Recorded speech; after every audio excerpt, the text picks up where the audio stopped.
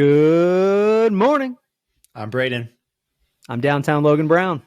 And this is the Pickleball Effect Podcast.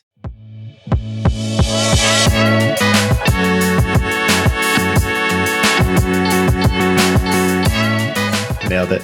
Logan, how are we doing? Feeling good, my friend. Got to play pickleball this weekend. It's Sunday. We're normally recording on a Thursday, so that's fun and exciting. Got to watch the entire weekend of pro pickleball, and now we get to talk about it. That's different. Yeah. We're relevant now. We're relevant. That's right. Good. Yeah, I'm glad you got some pickle in. I haven't played as much lately. I've actually been. I'm just finishing up getting over being sick. Someone in my family's been sick for the last couple of weeks, and when that happens, we end up sleeping like the family in the Crudes, how they have the sleep pile. Yeah, and everyone's just on top of each other. Doesn't work out. So, but I'm at the end of it. Is this just mainly like kid sickness, like go to school, a bunch of stuffy noses and sneezing?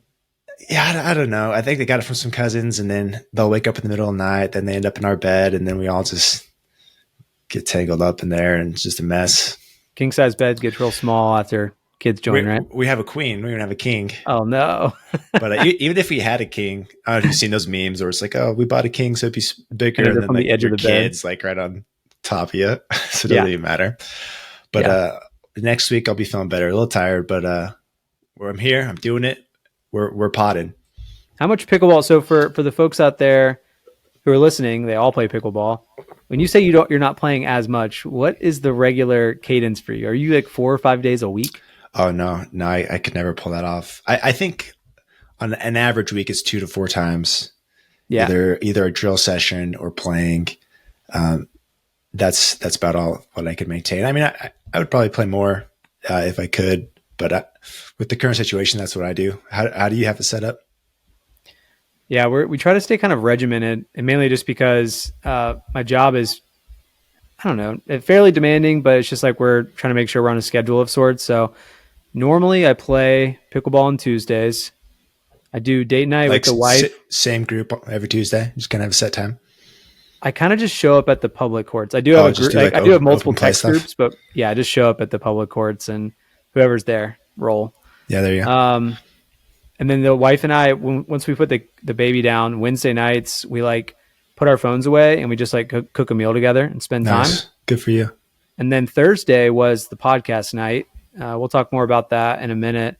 But so I'll play on Tuesday. And then what I try to do, if it's a good week, I'll play on I try to do something else in the middle of the week. Like maybe I'll play on Friday night or maybe Thursday night now. And then I always try to go out once on the weekends. So like I went yesterday, Saturday morning. Nice. Yeah. That's good. So 2 to 3 days at best. I'll usually get a couple sessions on the weekend just because it's easier.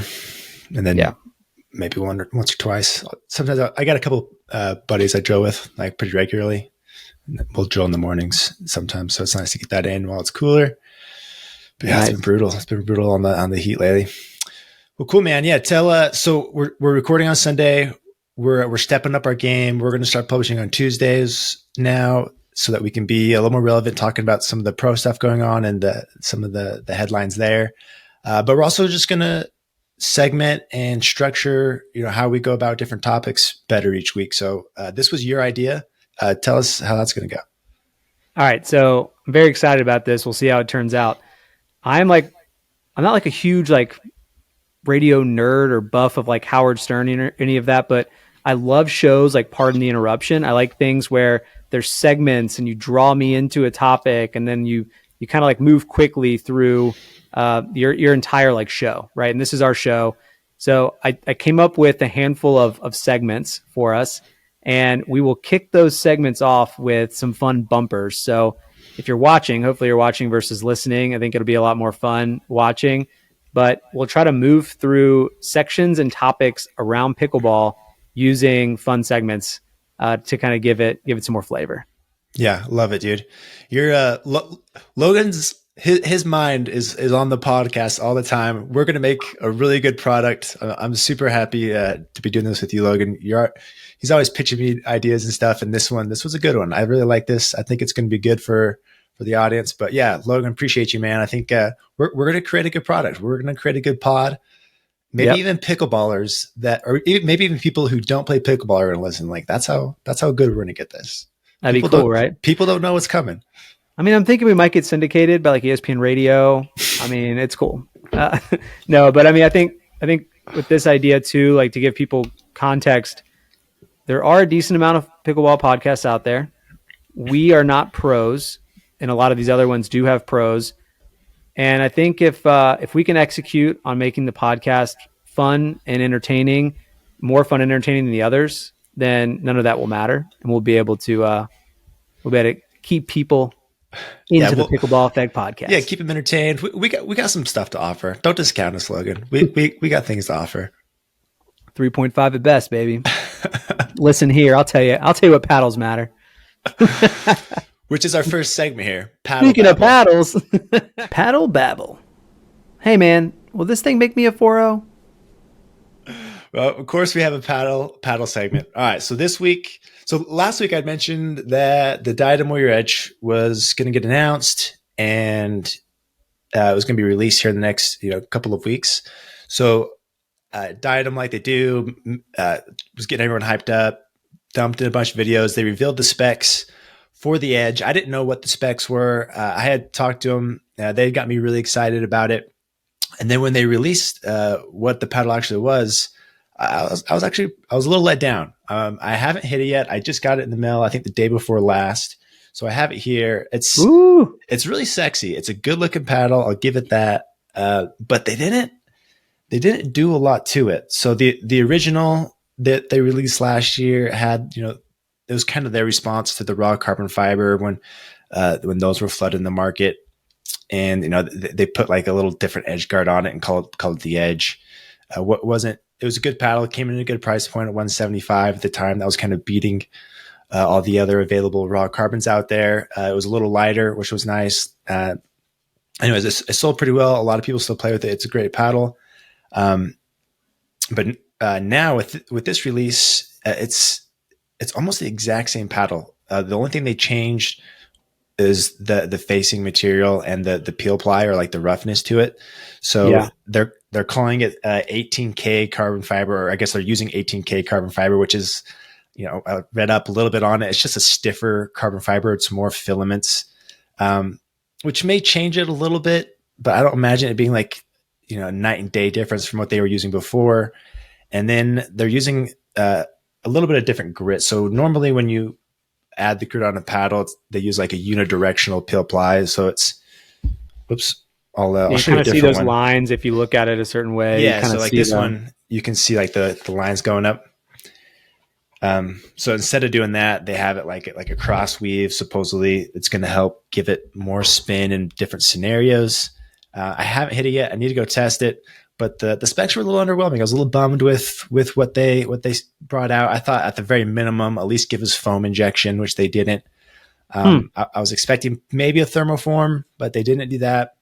I think they've hinted that they're going to do that in the future with like a power version of the Edge, but that's yet to be seen. But yeah, man, like it wasn't really much of a step up. I thought like when they released their Icon, they had like a thin layer of film in the middle of like two layers of polymer. I thought they might do something similar with this, and so I was excited for it, but we didn't get any of that. It was just a pretty basic upgrade, and so I haven't played it, but the specs were a little disappointing on that one. So that's the Edge.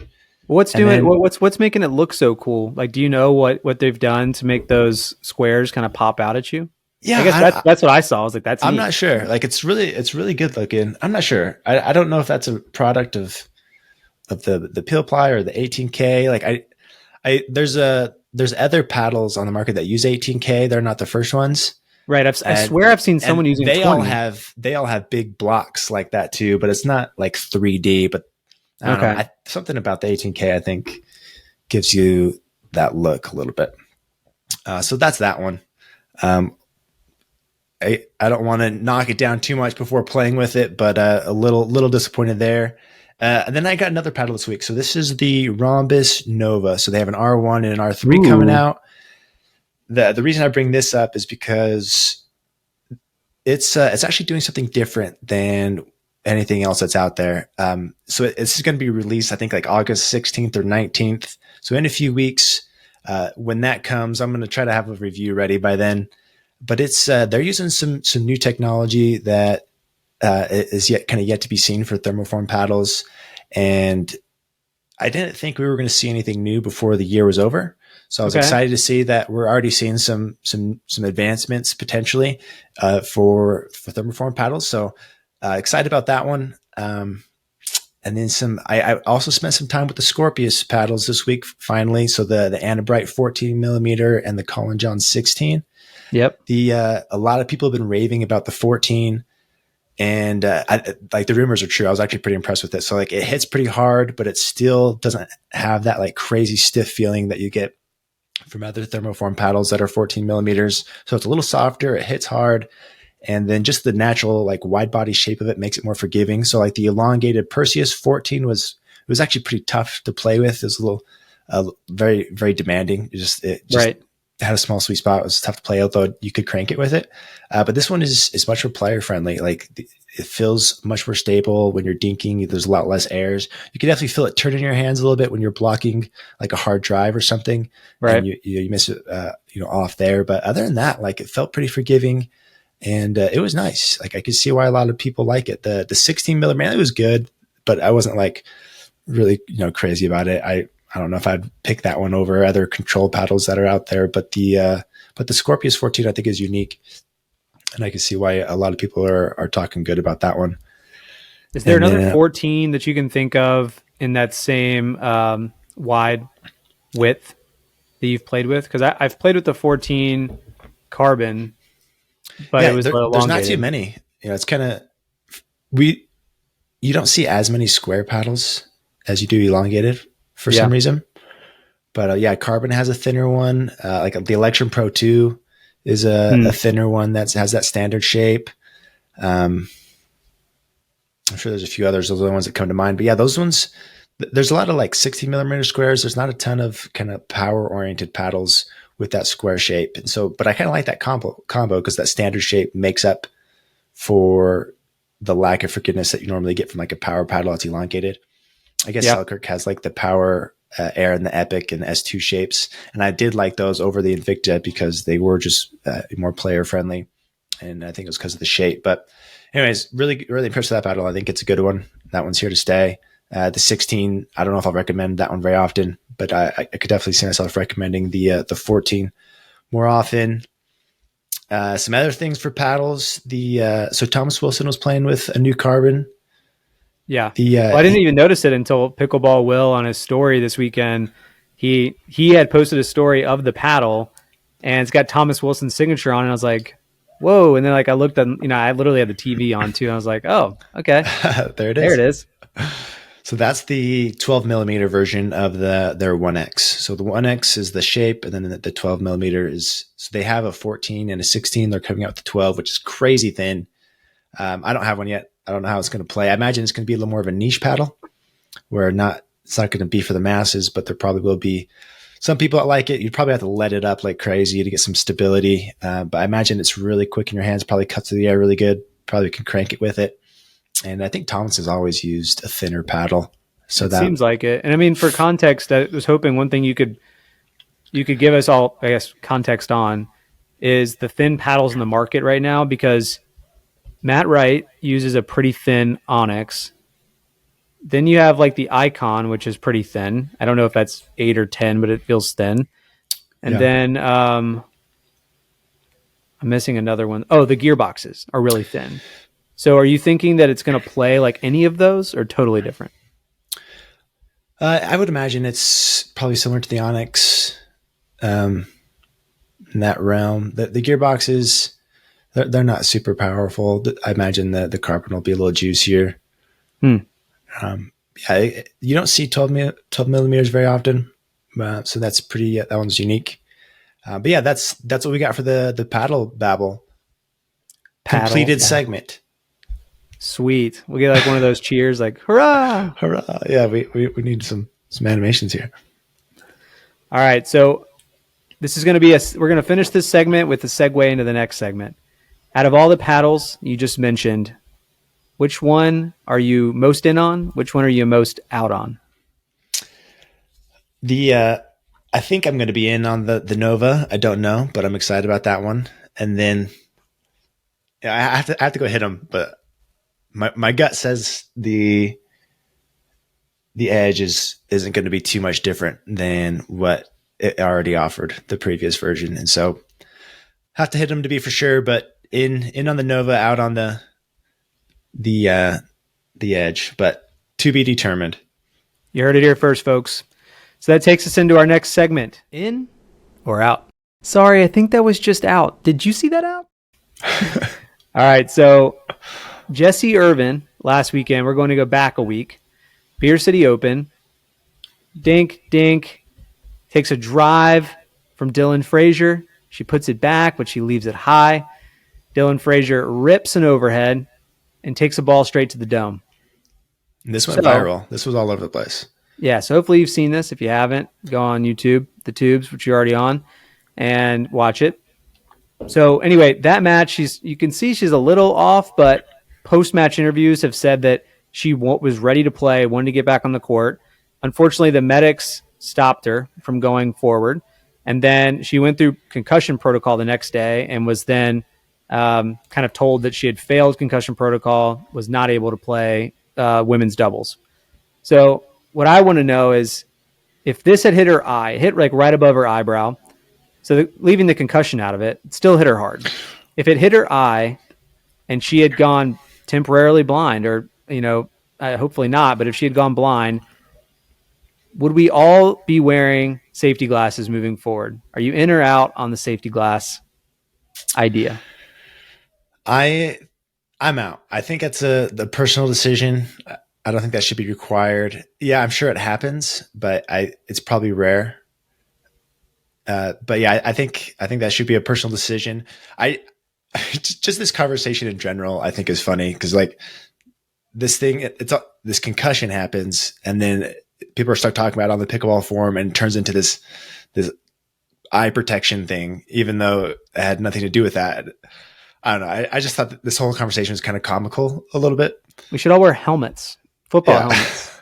I mean, concussions are serious. Like those aren't good.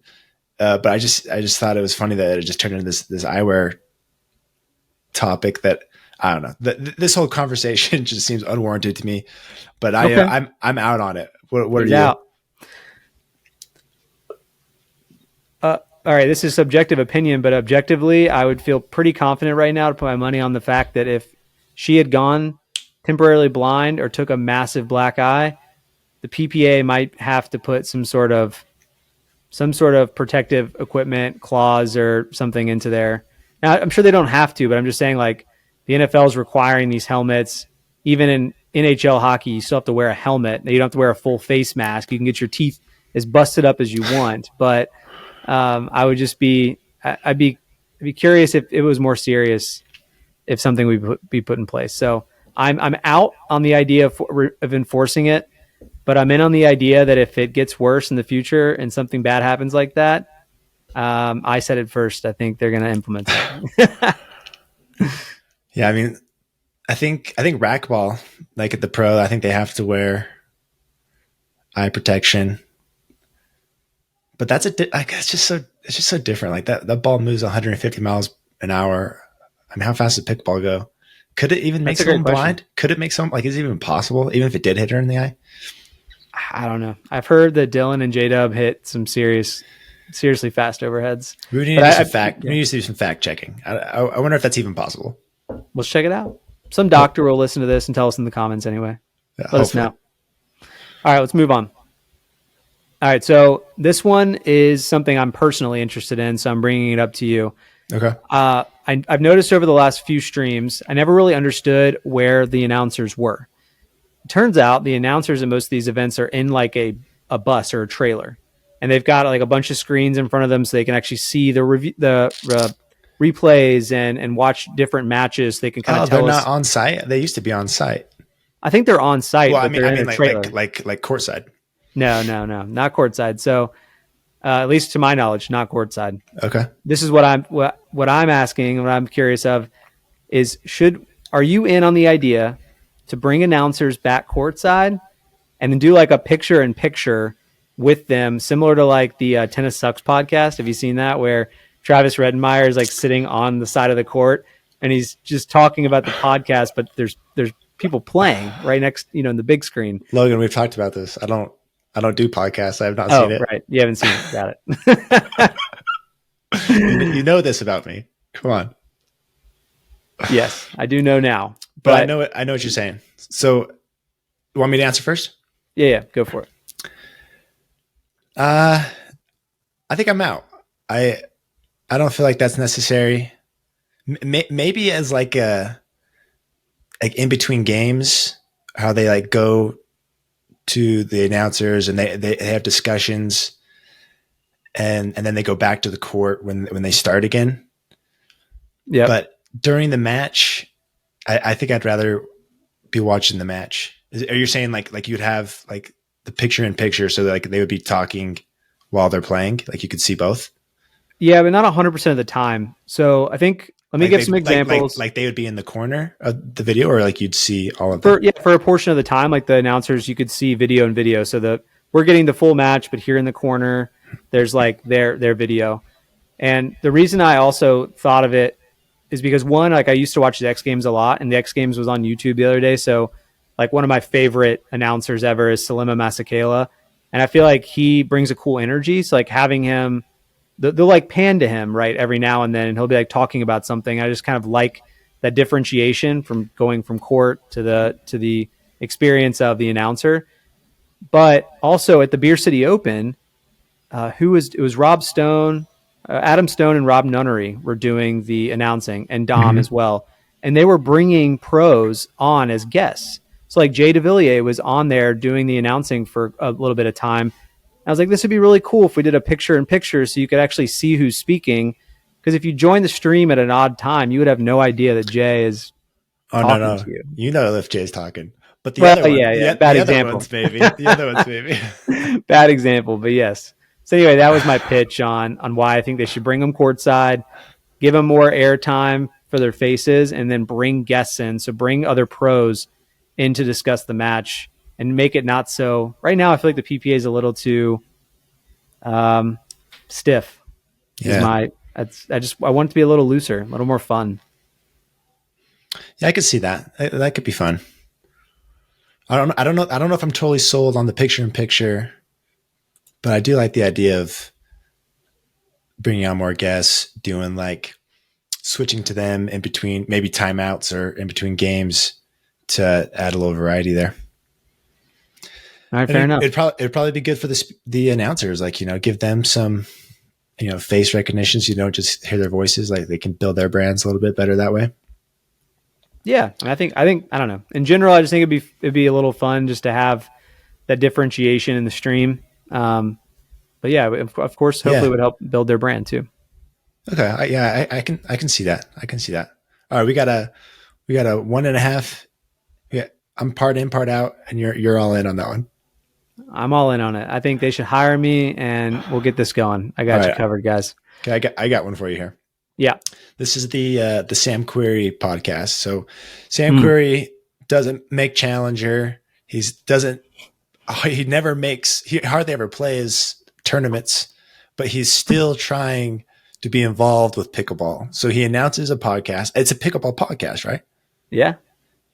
With Randall Emmett, who is another kind of controversial character, human person. And they're doing this podcast together. Are you going to listen to it? Well, I'll give you even one better. On top of that, I hear on the Dink podcast, they were questioning whether this is even a real thing. Oh, so really? Let's just live. Oh, did we just get duped? I don't know. Did we fall for it? We could have. It sounds like something Querrey would do. I know, but I feel like he would have chosen a different person. He would have chosen like Annalie Waters, if it was going to be a joke. I question Sam Querrey's decision making. Like he posts these videos that I'm like, this doesn't make you look good, Sam, in like any way, but it is funny. You want to hear even funnier? It's supposed to be launching the same day this podcast is on. So we're going to really find out. People will be watching us. Then they can go and find out on Sam Querrey's channel, whatever that is. Okay. And check this out. But yeah, so I'm I'm going to listen for sure to see, but I'm kind of out on this. I don't know this Randall Emmett guy. I did some research on him, but like, why should I be listening to this guy talk about pickleball? He just likes pickleball. I know he had like a little love affair with the Dink a year or so ago, and they went over to his house and they played pickleball over there. And I went to TOC, so Tournament of Champions at Brigham City. I don't know if it was, I think it was 2 years ago, and I actually saw him playing. And like, I'm pretty sure this is what was happening. So he was playing like 3-5, and his partner was really good. And I'm pretty sure they just set him up with a good partner to do well in this tournament to win like a golden ticket to go to like national or something. That was my guess, but I don't really know. But yeah, I mean, he just liked pickleball. I don't really know if it's anything other than that. I know he tried or like announced some sort of like documentary he was going to make, and I saw like some interviews he did with some people. I mean, I guess for those who don't know, like we looked him up, and he's a movie producer. And so like the biggest movies that I knew from him were Netflix's The Irishman, which have like the big three kind of like mob movie guys. You got Robert De Niro, Al Pacino, Joe Pesci. And then he also did the Lone Survivor, which is that really cool movie where they're in Iraq or Afghanistan. And then he was on Vanderpump Rules. So I think that's where all the controversy came from, was when he joined that show. So here we are today, and he's popping up with a new podcast and maybe a documentary. There we go. Randall Emmett.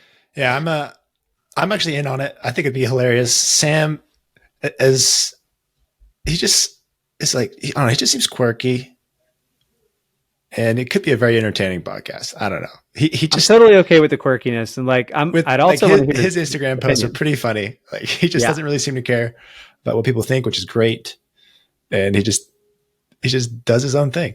He's leaning into it, which I like. Yeah. All right. So speaking of reality TV, did you see that a reality TV pickleball show was announced? I did. This actually looks really interesting. How much did you look into it? Not that much. Do you know who's putting this together? Yeah. So it's called Pickleball Kingdom. They're like an indoor facility place, but they made like I don't know what you call them, like a producer. Anyway, some sort of entity that, that makes shows. Anyways, I guess they've been talking to some pretty, big wigs, could potentially have like this reality TV show on some decent networks.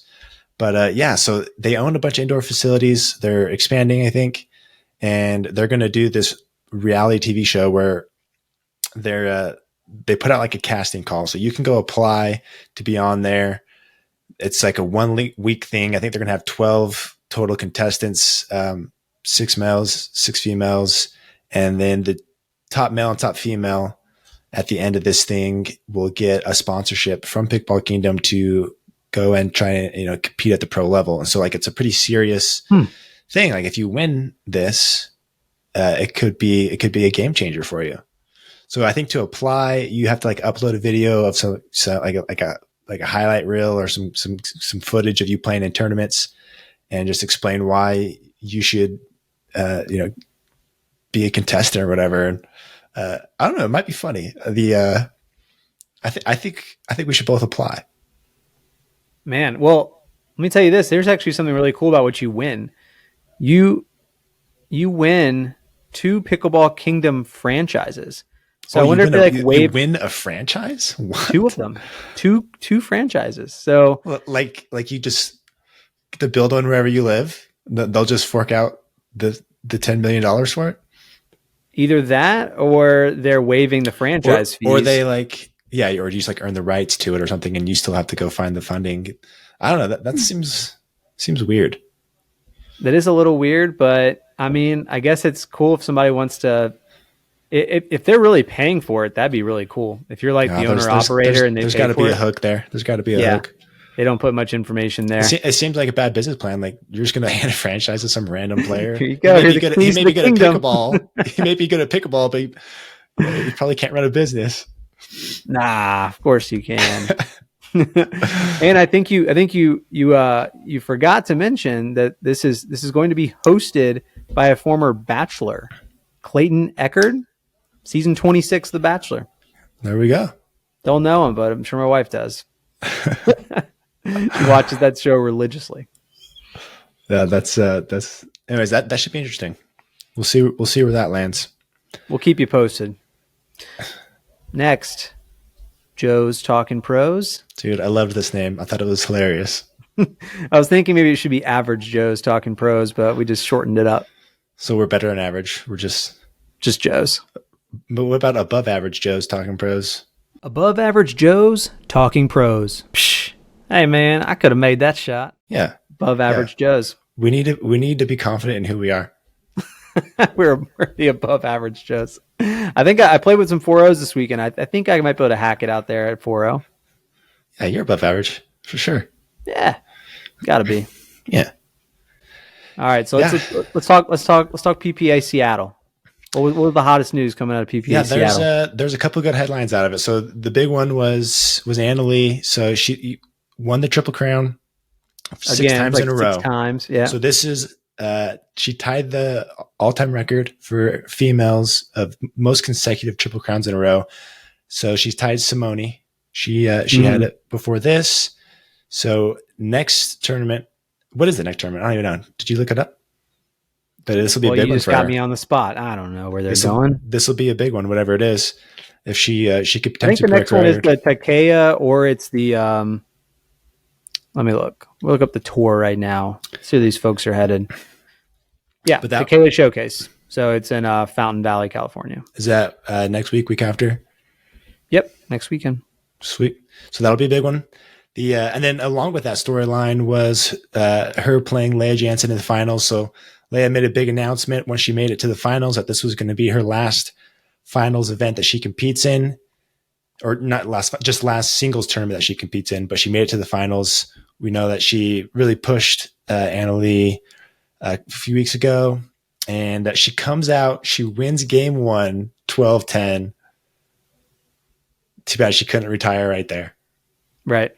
It would have been a big story for her to kind of finish on a high note like that.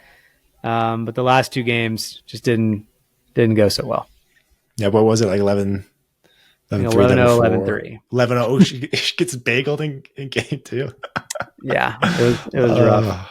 I mean, it was like one of those things where I think everyone listening can probably attest to this happening to them. But when your opponents get on a roll, it's just like all of a sudden it was like 2-0, and then you look up at the scoreboard and it's like 8-0, and you're like, oh, whoa, like that's not good. And I don't know if maybe she was gonna she definitely didn't give up. But I wonder if she was trying to conserve some energy, thinking like, all right, possible. I got to come back. Let's just get this game over with. Yeah, that's definitely possible. But that was fun. And then this was also the first tournament where we had Matt and Riley split up. So this was interesting. So Matt gets ditched by Riley. Riley makes like a big deal of it. And he goes and says, I'm going to play Julian Arnold, AJ Kohler. So this week he's with Julian Arnold. They make it to the quarters and then lose. It was to Pablo and Fed, who is a fantastic team. But he loses in the quarterfinals, doesn't even make it through.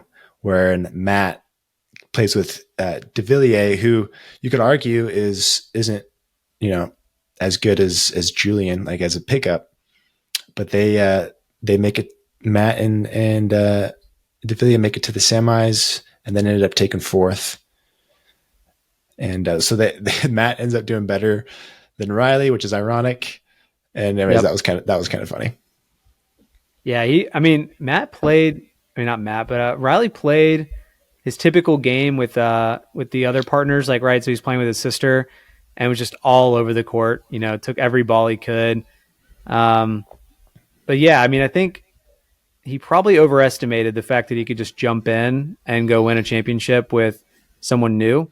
Yeah. Him and like, again, we've mentioned this before, but let's just give context. Him and Matt medaled in 27 out of 27 events together. So majority of them silver. Yeah. They made it to a lot of finals. Hey, and our fans are going to be really happy. They were all in the comments section last week. They didn't want to see the Ben John show, and you got your wish. Yep. Him and Colin lose in like the 3rd round, maybe. Was it right? Round of 32 spoke into existence. They lost in the quarters, which I think is that round of 16?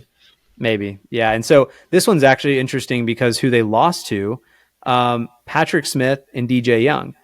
DJ Young is a challenger level player, an MLP, and Patrick Smith, who you are a big fan of, right? Yeah, I like that. I feel like when you came on my podcast, you said that's the guy you want to play with or hang out with. Yeah, Was Patrick Smith. he looks fun. Yeah, but he didn't get drafted. So this is a non-drafted player. He went undrafted. I saw he wasn't in there, but I didn't know if it was because he didn't put his name in, but he went undrafted. That's what it was. I saw his name in the mix. He was actually like the number 30, if I'm saying this right. I think he was the number 36 male. And there were a couple of, I won't go off on too much of a tangent, but this is actually kind of interesting. So he's number 34. And a couple of folks like Spencer Smith at 37 went. Wes Burrows at 39 went. Also, people below him were Brandon French, over 43 went. John Sokola, 44 went. So yeah, just interesting. But yeah, I would take Pat over Sincola. That's interesting. Yep. But I mean, this just I wonder if Colin brings Ben down. Like really? if Ben was playing with another, I mean, Colin in mixed he's kind of rough to watch. Like I just wonder if it's the left side. He's a right side specialist. Like he's the best right sider in the world. You don't think so? The best right sider in the world, really? Yeah, you don't think so? I don't know, man. I mean, I guess because he's won so much, but insert whoever, right? I mean, him and Ben Johns and Tyler Leung had a pretty good run in MLP together. Yeah, but you put them against an elite team that has played together, like a Matt and Riley or something. Or like a Pat Smith and DJ Young. Yeah. but the Julian beat Tyler Leung and Ben in the super final. You're right. Yeah. No, I mean, obviously Ben's going to do good with whoever. But no, dude, I don't think he could find a better partner than Colin. Like their games are just, I mean, he literally built Colin's game to complement his own. And I think that's part of their success is the way they play together. All right. But I could be wrong. I don't know. I'm sure he played with Matt for a lot before Colin. He kind of brought Colin on full time and they did really well together. And I'm sure he could make it work with anybody.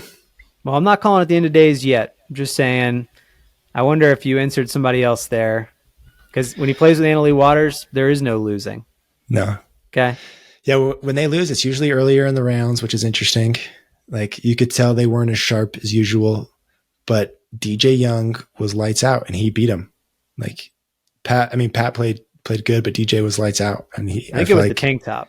I think that did it. He's no shoulder restrictions, you know? It could be. There could be something to the tank. Although he's worn that tank in a lot of tournaments. I'm pretty sure it's the same one. So maybe more it's tank top though. It's just more tank top. Give us more tank top, DJ. More tank top. But yeah, right, that was fun. Yeah, that was good. So at the end of the day, Pablo and Fed took on Dylan and JW. Of course, Dylan and JW, they not crushed, but won 3 out of 4 there. And so anyway, those two are a pretty good duo, and that might be their second gold medal. Fed and Tejas? No, for Dylan and J-Dub. I think it's their second gold medal, if I'm not mistaken. Gold. Yeah, probably. I'm not sure. It seems like they won the indoor one or something. Yeah, quite possible. All right, so... Wait, before you move on from that, though, you have to talk about Pablo throwing his paddle against the screen. What did you think about that? That's the hottest news of the day, I think.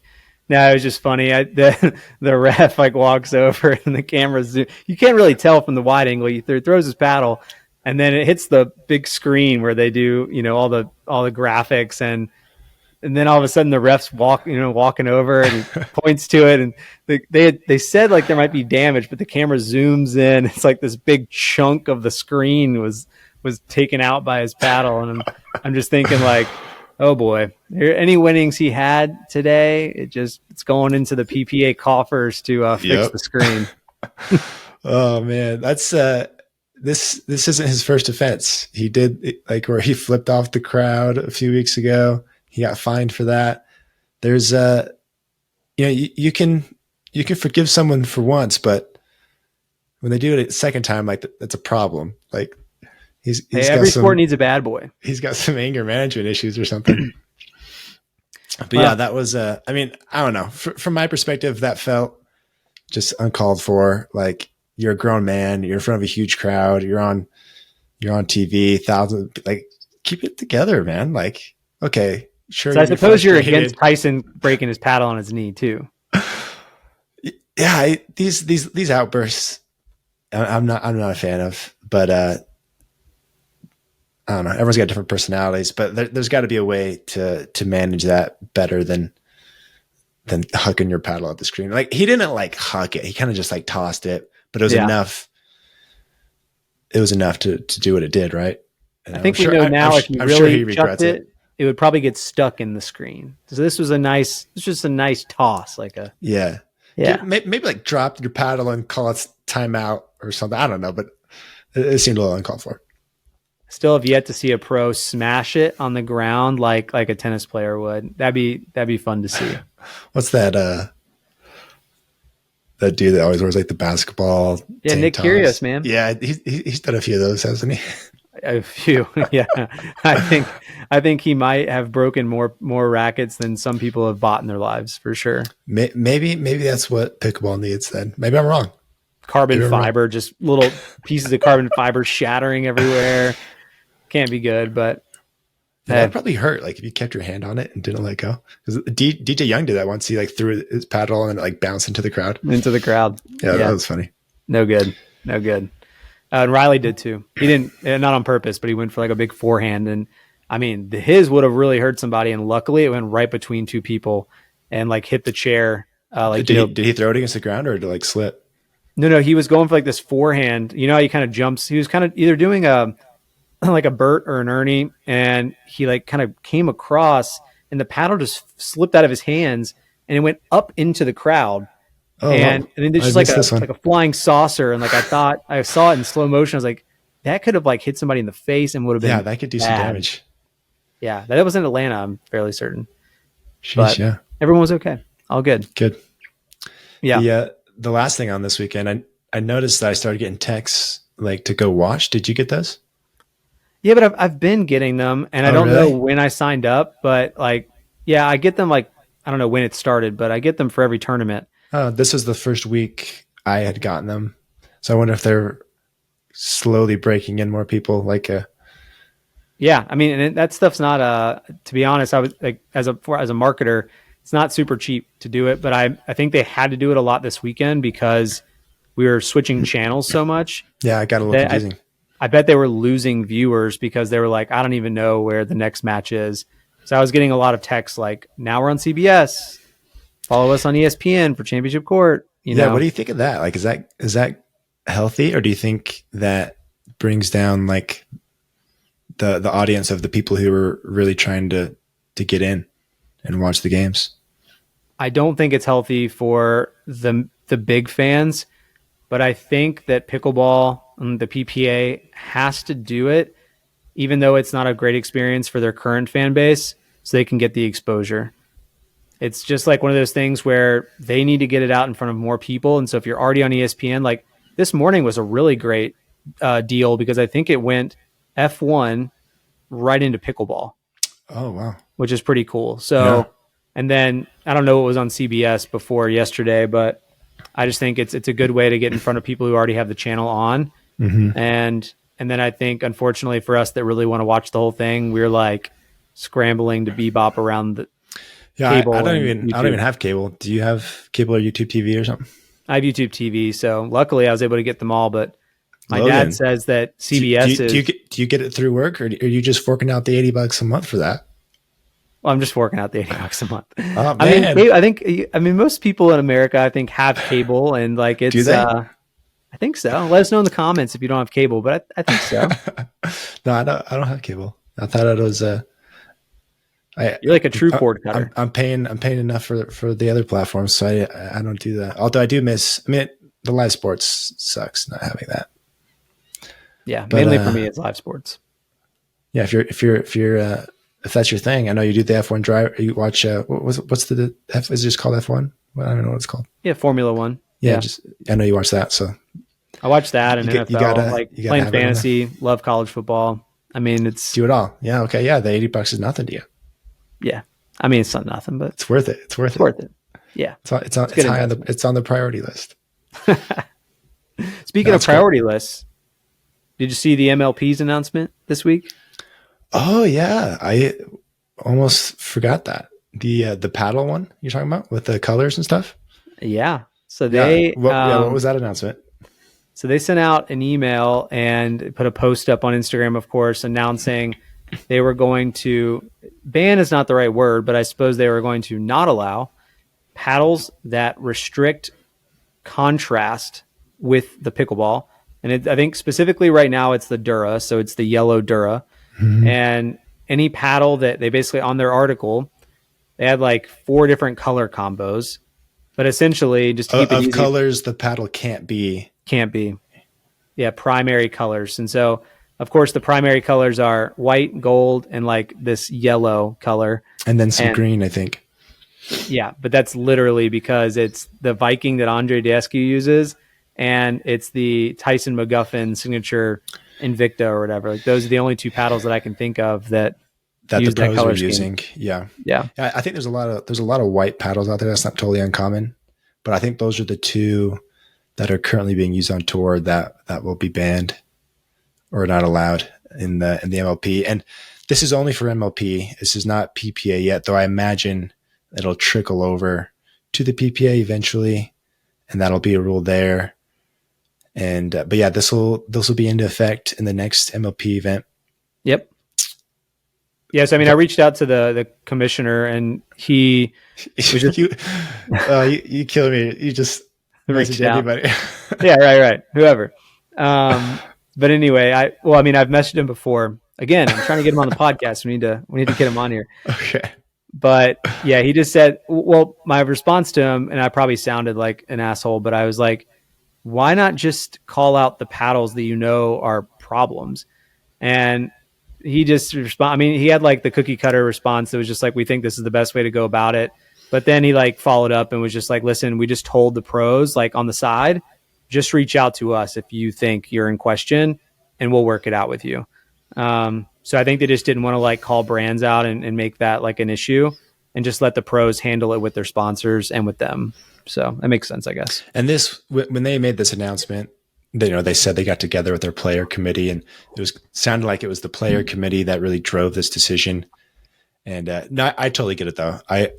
I'm behind this one. Like if you've ever played someone that uses a white paddle, it is hard to pick up the ball a little bit when they hit it, and there is a little advantage there for that person because of the delayed reaction from your opponents especially in those like fast hand exchanges and when you're speeding it up. So yeah, I think it makes sense, and that'll trickle over to the PPA eventually. But yeah, it sounds like it was a player driven thing. They also called out like safety as one of the reasons, although I'm pretty sure it was primarily just because of it's hard to track the ball with Poke an eye out, those colors. Yeah. The safety first. That's right. But yeah. That was really interesting. But that shouldn't affect any amateur play, I wouldn't think. I don't know. Maybe the amateur MLP stuff, that could be a thing. But if it does trickle over to the PPA, like it probably be enforced at the amateur level too. So it could be like if you just bought the signature Tyson McGuffin, I imagine Selkirk will do like if this gets bigger, they'll offer exchanges or something. Yeah, they'll figure something out. I mean, but it sucks they'd be out a bunch of money if they had to do that. They would. Luckily they're the biggest paddle company in the game right now. So if it's going to happen to anybody, I'm sure they can bounce back from it. But being the biggest, they probably sold, thousands of those paddles. So it's not a light expense. But did you have something else to say for that one? No, just that it reminds me of like the, the rule change with the green shirts, like not wearing neon green. And yeah, it's like, it is enforced at the amateur level, but then I think they kind of were like, have you heard this too? Where it was kind of at the discretion of the tournament and people can still wear green if they want. Oh, really? No, I haven't heard that. I've never encountered it, so I've never had to deal with it. But I guess it's probably worth mentioning too that this is just the face of the paddle, like the edge guard can be a crazy color. Like I know there's lots of different colors out there now. So if you have like a bright green or bright yellow edge guard or edge guard tape or something, that's fine. It's just if the face of the paddle has graphics that are those colors. Yep. Good call out. But that leaves us to the kitchen leftovers. I love a good leftover meal. Kitchen leftovers. Oh, so you're hungry for more, eh? I do love Pop it leftovers, in the microwave. dude. That's the best thing about cooking is the leftovers. Like You're right. you're set for lunch for the next few days. I like one of those leftover meals where everything kind of settles in and the flavors get a chance to gets really better second day. Exactly. Yeah, like a stew, you know? Yes. We're at the stew section now. Here you go. Tell us what we got here. Yeah, we'll breeze through them, and then you can tell me which ones you think are your favorites. So, okay.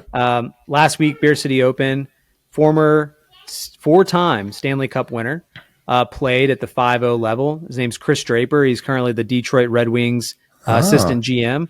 I don't know how deep he went, but it looks like he lost in the 5-0 bracket at some point, but I thought that was kind of interesting. That's really cool. The world's largest amateur tournament. This is kind of like self-proclaimed by them.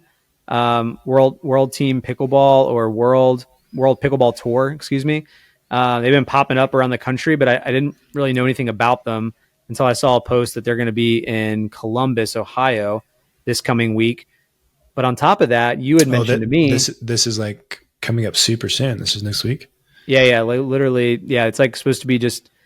I wonder where it's going to be. I need to do some more research on it, but check it out. But it probably does not come anywhere close to the numbers that you had mentioned to me.